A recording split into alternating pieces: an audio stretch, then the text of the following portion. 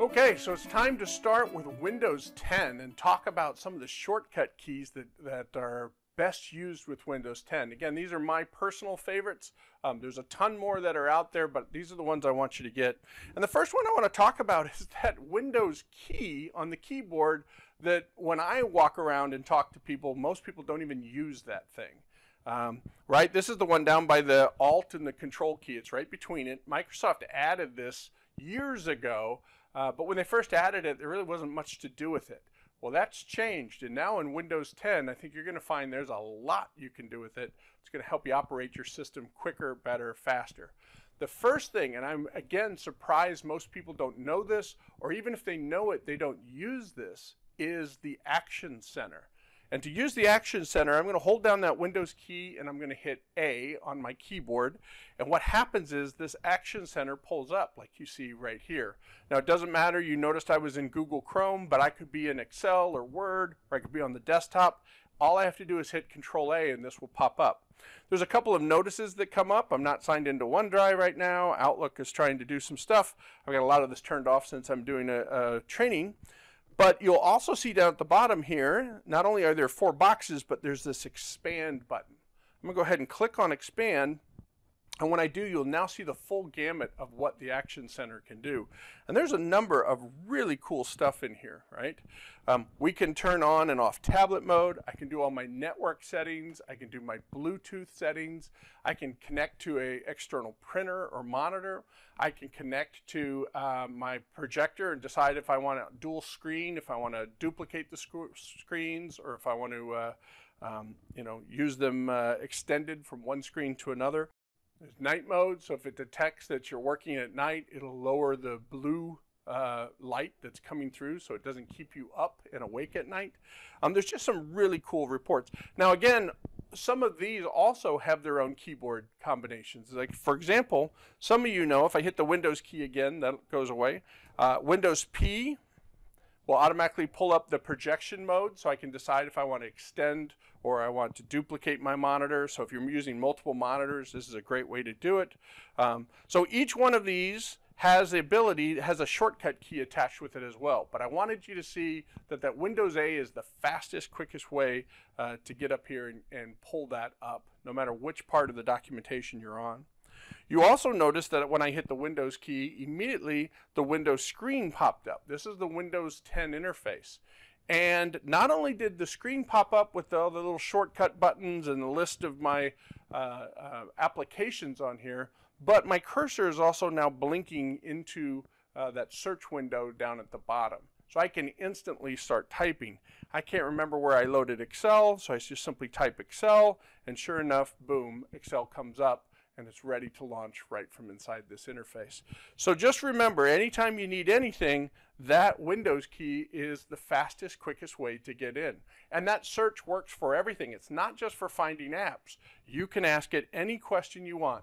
How far is it to the Grand Canyon? How do I configure my router? What's the best movie to see this weekend?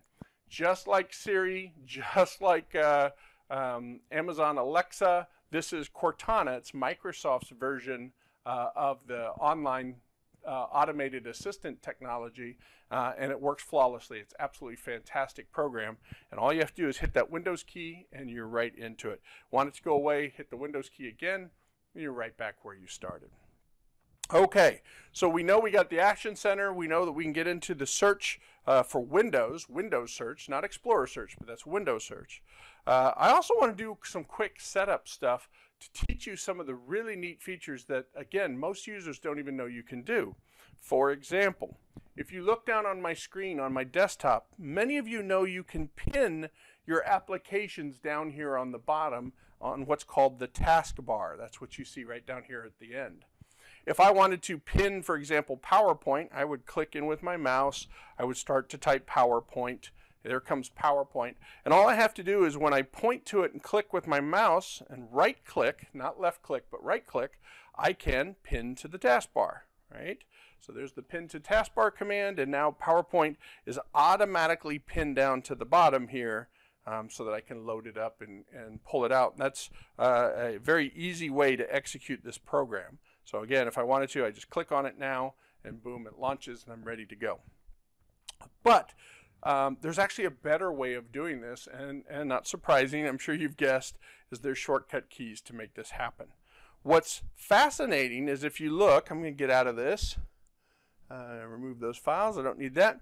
The first two that most people have is their browser and their file manager, and that's very typical. Usually it goes browser, file manager, and Outlook, because those are the three top applications that most business users use on an everyday basis. And most people will put it right down there. What I'm going to tell you to do, which may surprise you, is to take them off. And the reason why is because there's keyboard shortcuts that'll get you into those applications faster than clicking them down on the taskbar. And let me show you what I mean. Now, to unpin something from the taskbar, what we're going to do is we're going to go right down to the icon. We're going to right click, and you'll now see the command that says remove from taskbar, unpin from taskbar, there it is. And if I click on that, because I have Chrome open right this second, it's still there, but the second I close Chrome down, you'll notice that it's completely gone. Same thing, file manager. If I don't want the file manager there, I can right click, unpin from taskbar. And there's Outlook. I'm going to do the same thing. Actually, I'll leave that there for now, just so I can show you in a second what we're doing. But the reason I'm taking those off is because we're going to re-customize our interface so that we can launch those with just one click of the keyboard shortcuts. Here's how you do it. I want you to go down to your search bar. Of course, we can hit our Windows key and immediately go into it. And let's go ahead and find Google Chrome. So I'm going to start to type Chrome. Notice I didn't even type the whole thing. I just typed the first couple of letters. There comes Chrome. And what I want you to do is I want you to right-click on the Chrome icon, and what's interesting is it says you know, pin to the taskbar, pin to start. I don't want to do any of that. I want to go to open file location. So go ahead and click on the words open file location. What this is going to do in Windows 10 is it takes you to the part of the disk where this program is sitting. So it's actually the physical location of where it is on my computer. And so it's opened it up in this big long folder, program data, Microsoft, Windows, start menu, programs, etc. There's Google Chrome. And what we're going to do at this point is we're going to right click on this icon for Google Chrome, and I want you to go into the properties. Okay? So go ahead and click on properties. And what you'll notice when you do this is this comes up and it says, okay, here is Google Chrome properties. I'll move this up to the center of the screen. And you'll notice right on the shortcut tab, right in the middle here, that under shortcut key, it says none. What I want you to do is hold down the control key, and you'll notice I'm holding down the control key and it's put in control plus alt. Now the reason Microsoft does this is a lot of the control keys are already mapped.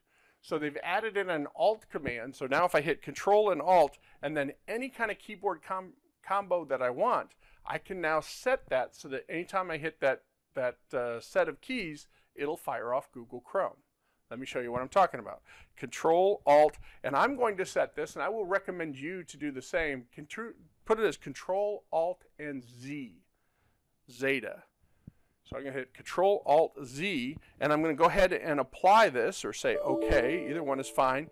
It says you do have to have administrative privileges, meaning I have to be the primary owner of this computer, and usually by default you are, so you just say Continue. And when I do this, what it has done now is it's allowed me to create my own keyboard shortcut for, in this case, Google Chrome. So the reason I picked Z is you'll notice that the Control, the Z, and the Alt are all kind of clustered together. And so if I just hit all three with my hand, and I've gotten very used to doing this, I can go ahead and punch that, and you'll see Google Chrome pops right up without me having to take a space at the bottom to go ahead and use it for launching my browser. So this is actually much faster, quicker, easier way to do it. And I know it seems weird that Control, Alt, and Z, that's kind of a weird combination, but if you do it a couple of times, your hand will instantly go to that form when you press it, and it's like having a single button. It's just amazing how fast and quick you can pull that up. So now we didn't have to waste one of our spots on the taskbar for Chrome, because we've custom programmed it, and we can do this with any of the applications. We could go back now and do it for File Manager, but there's no reason to do it for File Manager because Microsoft's already put in one of those reserve keystrokes. If you will hold down, if you will hold down that Windows key, and hit E as in Edward, you'll see that the File Manager just pops right up. So Windows E is for your File Manager. And we set the Control Alt and the Z automatically to pop up for your Google Chrome or Internet Explorer or Firefox or any other program. It doesn't matter which one, you now know how to customize it. How do we go customize it? Let's think through those steps again. I'll give you half a second to go through it. What did we do to customize this for the applications? Okay. We went to the search bar, and we went to the search bar by hitting just the Windows key. We typed in the word that we were looking for, in this case Chrome, but it could be any application. We right-clicked on that application, and this time the big thing that we hit was not pinned to taskbar. We said Open File Location. Once we had the file location, we simply right-click again and go to Properties. And in the properties for every single application, whether it's Minecraft or Word for Windows or anything else that you want, you'll always see a shortcut key, and you can put in whatever sequence you prefer to automatically launch these. Now, why didn't I do this for Outlook? If my top three are Chrome, which I've showed you is a real simple three combination, 1, 2, and 3. Let me close this down so you don't think I'm cheating. There we go. 1, 2, 3. I just hit them all at the same time. And it does take a second because it's loading the browser in the background, but there's my browser as it pops up. Or what's the keyboard combination for the File Manager? Windows and which key? E. And that pulls up my File Manager, so I got those two reacting well. I do have Outlook pinned down here. Right? And right now it's the second icon in this list. And by the way, if I didn't want it the second, I could click and hold my mouse down and drag it so I could make it the third, or I'm just moving it back and forth. Let's make it the first one just for fun.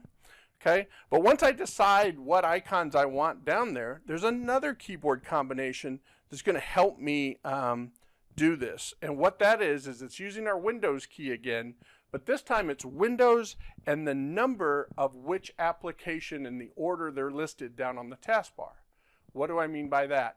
That means that if I want to load up the Outlook, I'm going to shut down this window here. I know I should use a keyboard shortcut to do that, and I do not want that up right now. It's my RoboForm. I should use a keyboard shortcut to do that, but I haven't taught you that keyboard yet, so I don't want to overwhelm you. But in this case, if I want to pull up that first application, the very first icon down here is Outlook. I will type Win, or the Windows key, and just hit 1. And if I do, there's my Outlook.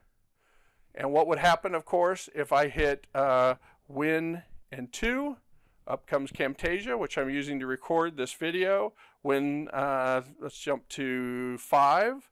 Which should be PowerPoint. There's PowerPoint. So you see how easy it is to launch those applications just using keystrokes, always with that Windows key.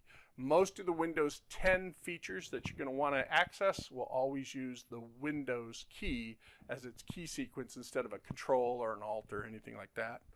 So now I've got these applications up, and it's looking really good. I've customized my desktop. I've minimized the number of icons down on my taskbar, right? And by doing so, that allows me then to go ahead and pull up tons of different applications. And then I always want my browser, so I'm going to hit my 3-key combination, and again, Google Chrome should pop right up, and which it does. Okay, now I've got a different problem. I've got some focusing issues, because if I go up here and show you all the different windows I got going on here, so I kind of pull this down, you see I have PowerPoint here, Camtasia's running. I got a bunch of other applications, and you're probably used to a command sequence we've used in the past, Alt and Tab. And this shows me I've got lots of different windows up, and I would hold this down, I'd hold the Alt key down and I'd tab between it. This is kind of the old school way of doing things, by the way, but that allows me to move around to the apps. But what I really want is I want focus. I want to be able to see my desktop. A lot of people, myself included, keep files on their desktop, and they want to be able to access the files quickly. So how do I get back to my desktop quickly without closing down stuff, but allowing me just to focus on my desktop? Well, not surprising, I'm going to hold down that Windows key again, and because it's a desktop, what key do you guess I'm going to hit? The D key for desktop. So if I hit Windows D, it immediately minimizes everything. Didn't close it down, they're still running. And just to prove that, Alt-Tab, they're still there, okay? But a Windows D shoves everything down to the desktop. If I go Windows D again, it'll pull it up to the last state it was, okay? The reason it went to PowerPoint is because that's the only thing I had open when I did that. Let's open up a couple more. So I'm going to go get my Google up, and let me get Chrome or Camtasia up. Okay, and here's Outlook. Okay, so I've got all these apps now open. They're all taking up space on my desktop. Just to prove that I can do this, Windows D minimizes everything to the desktop. I hit Windows D again, and all of them come right back up where I just left them off, and they're ready to go. So hopefully you're starting to see these are real easy method to control and to plug in your different environment. If you need another way of doing this, there's another 2 key sequences you can do. So when I hit D, it minimizes everything I'm looking at the desktop. What if I just want to minimize everything and look at the application I'm currently using? Okay, so in other words, I want everything to minimize except the application that I'm using. There's actually 2 ways to do this. The first way, we call it App Focus, is to use that Windows key and go ahead and hit the Home button. So let's say I'm on Camtasia here. You'll notice there's a couple other windows open in the background. If I hit the Windows key and I hit the Home key, watch what happens. There we go. So Windows Home minimizes everything except the application I'm currently working. And obviously if I hit Windows Home again, it brings it all back. The reason that didn't work the first time, I'm on a Surface keyboard and I forgot that Home has to have a function key applied to hit the Home button. So it's still Windows Home on your regular keyboard. That's not an issue. So I can go Windows Home and it'll allow me to go and only focus on the single application I'm working on. Now, when I was at Tryon Solutions, we found another way to do this. The other way to do this is to simply move your mouse up, and if you grab the top screen like you're going to move it around, but you shake it, everything else automatically minimizes, and now you're just focused on that single application. So Windows Home works the exact same way as a mouse shake across the title bar. They both work exactly the same way to minimize everything down to the taskbar and only focus on a single solo application. Okay, well let's talk about what happens if we want to split the windows around. So I do have multiple apps. I'm going to open up Chrome again. I've got Camtasia running. I've got some other stuff here.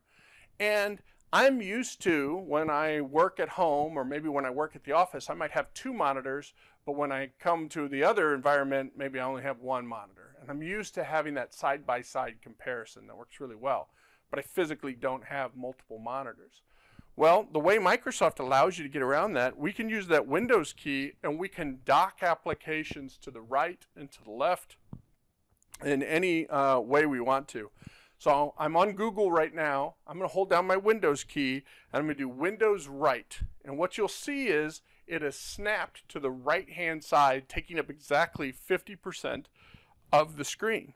And then it's asking me on the left-hand side, I've got this extra area. What would you like me to show at the same time? So I'm going to click on PowerPoint, and now I perfectly split my screen between the Chrome browser and Microsoft PowerPoint. So back and forth between these two very easily, very quickly. I can go further. I can pick PowerPoint. Not only can I hold Windows key and to the right, and I'll move it back. Since I did right previously to dock this, it'll go back to the neutral state. Now I'm going to dock it to the right. Now I'm going to dock it to the upper right or upper left by holding the upper key and to the left or right. You can do the same thing. If I want to make it full page, I'll hit my Windows key down. If I want to dock it to the right-hand side, let me hold Windows key and right. So that was Windows down and right at the same time. And now you'll see that I've actually locked it in a quadrant down in the lower right-hand corner. So any combination of right, left, up, down, left, right, left, up, right, down, right, up will allow you to dock these windows anywhere that you want to. And if you just repeat the same key sequence that you just did, it'll snap it right back to where it was and put it up so that you can move it however you want to. So this allows me to split the screen within an existing application and allow you to move things around as necessary. It's a great way to do things. What if I wanted to put some files into a file folder on my desktop? Let's use our file manager, for example. We talked about the keyboard combination to pull up file managers. Does anyone remember what it is? It is Windows E. So there's my file manager. Now I don't want all these other applications showing around. I want to focus on it. So how can I just get file manager in my desktop? That should be Windows D. See how these combinations are coming up? So I'm going to go ahead and pull this up. Focus on my desktop or pull it back. If I just wanted that particular application, it's Windows Home. And remember, I have to use the function key in case you're wondering why that looked a little strange. There we go. So Windows Home allows me just to focus on this app. And if I wanted this app to be docked to the right, I'm just going to dock it to the right. And so now I can hit the escape button. So I just want to see my desktop and the application that I put on the right. And this would allow me to easily grab and drag files and folders and things back and forth. So this is a very typical case where people love the ability to move these folders around as necessary, to be able to drag and drop, and to split the screens however they want to. It's absolutely a fantastic way. By the way, as you're also working in Windows 10, there's a universal key sequence. So let's say I grab this folder. If you will hit F2, F2 is always the ability to rename your existing folders. So this is Soul Shoe 2018. I'm going to make it 2019, and I hit a button and boom, it's right back. So anytime on the desktop you need to rename something, F2 works wonderfully.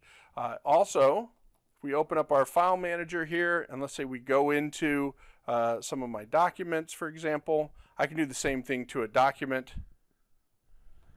Select my document by clicking on it, hit F2, and you'll see I'm automatically renaming the document. So not only with documents, but with folders, we can just hit that F2 button, and it'll instantly allow me to rename without getting out of it. Okay? Let's talk about app switching. We talked a lot about Alt-Tab before. It's kind of the old way in Windows we used to do it. But with the new Windows, Windows 10, there's a better way. Instead of Alt-Tab, what would you guess it would be? Remember, everything in Windows 10 typically, not always, but typically starts with the Windows key. So let's try a Windows tab, and let's look at the difference. Just like before, all of my applications come up on a screen. The biggest difference, you can't tell, is I'm no longer having to hold that Alt key down. Nothing was kind of more annoying than having to hold the Alt key and go tab, tab, tab, tab while you keep the Alt key down. And if you accidentally let up, the whole thing would go away. With Windows tab, it stays up the entire time. And now I can see all of my open applications. At the top, I can see what are called virtual desktops. I'm not going to go into them in this case because this will be way too long of a training video. But you can actually move apps back and forth between different desktops. Maybe I've got a desktop focused on my business apps, and one's playing some music in the background because I like to listen to music while I work, and another one's got my email in it. And you can switch back and forth between the desktops like that. You can also scroll down, and at the bottom of this, you'll see a history of documents that I've actually been working on for the last month. So this is new to January. I haven't used this machine. This is just my demo machine. But if this was my desktop, you'd literally see the last 4 weeks of all the documents that I've been working on. So I don't have to sit there and try to remember where I put stuff. It's all right there on Windows tab. And then when I find one that I like, I'm just going to click on PowerPoint, and boom, it takes me right back, loads up PowerPoint, and I'm good to go. So a fantastic way of being able to switch between apps using the Windows key and tab instead of Alt and tab. Okay? 2 more features I want to show you. Everyone loves this one. It's the Snipping Tool. Most people go down to the Windows key and they type in snip, and then they find the snipping tool and they click on the snipping tool. There's a faster, easier, better way, and not surprising, it's the Windows key. You do have to hit the Shift key and then S. Now, why would they do this? Well, Windows Shift S says, hey, draw a shape on the screen of what it is you're trying to cut out. And I'm going to be very specific. I'm going to draw part of this and a little bit of that, but not all, and we'll do that right there. And what happened is I just cut that out, and it's now on the keyboard so that I could go back and paste this into a document or pull this up at a later time. So this is the snipping tool, but it's instantaneous. Now, why didn't they just put it as, Windows S? Why does it have to be Windows Shift S? A lot of times people are used to that S. Control S is save. S is always related to save in one way or another. So they put a Control Shift S to make sure that you understand that this is related to trying to snip the screen. And that's all you have to do. I said Control Shift, but I meant Windows Shift S. So anytime I want to, Windows Shift and S, and it puts me into this mode. You can see I can cut in square shapes. I can cut in lassoed shapes, so irregular shapes. You can do all kinds of great stuff. We can do a full screen clip. So I just want to take a whole picture of the screen without having to identify it. If I just click yes on that, it just snapped the entire screen start to finish. We're going to be showing you resources and that have all the different pieces and parts on here. And the document is put together by doing tons and tons of screen clips. So we use this all the time. It's a great tool, something that I want you to make sure you use. Okay, and then the last thing I want to show you is, let's say I have this file and I decide I want to save this. And in this particular case, it's garbage. I really don't want to save this, but I'm going to put it out onto my desktop just so we can manipulate it. And it is called Annotation 2020 blah, blah, blah, blah, blah. I'll go ahead and hit save. And we should see this now out on my desktop. I'm going to close down some of these windows. Of course, there's a shortcut key that I could be using, but again, I haven't taught you that. So there it is, annotation, whatever. And if I click and drag and drop this into the recycle bin because I really don't need it, you all know that that doesn't necessarily delete that file. It stays in that recycle bin until I come back later and tell it, go ahead and empty the recycle bin. What I want to show you, I'm going to do that again, but this time I'm going to use a keyboard sequence, and I'm going to tell it to force it to delete it. So this is, I don't want it to sit there. I know I'm never going to want this garbage around again. So when I delete it this time, if I hit the delete key, it goes to the recycle bin. In this case, I'm going to hit a shift and delete. So shift and delete. And when I do, it says, you're about to permanently delete this file. Are you sure? I just hit yes. And now when we go back to the recycle bin, you'll see that it's not there. And the previous one that was in there is there, but the one that we just threw away is not. So if you want to force a delete, it's a simple combination. You're going to hold down the shift key, you're going to hit the delete button, and magically it will delete it automatically at the same time that you throw it into the trash. So it's a forced delete that clears it out of your system and writes it off of your computer. It's a good handy tool to know. Okay, that's it. Those are some of the quick Windows 10 sequences. Let's do a quick review. Make sure that we understand them as best we can. We'll run a little quiz. And again, repetition's the best way to learn this. Just keep practicing them, and I think eventually they'll become second nature for you.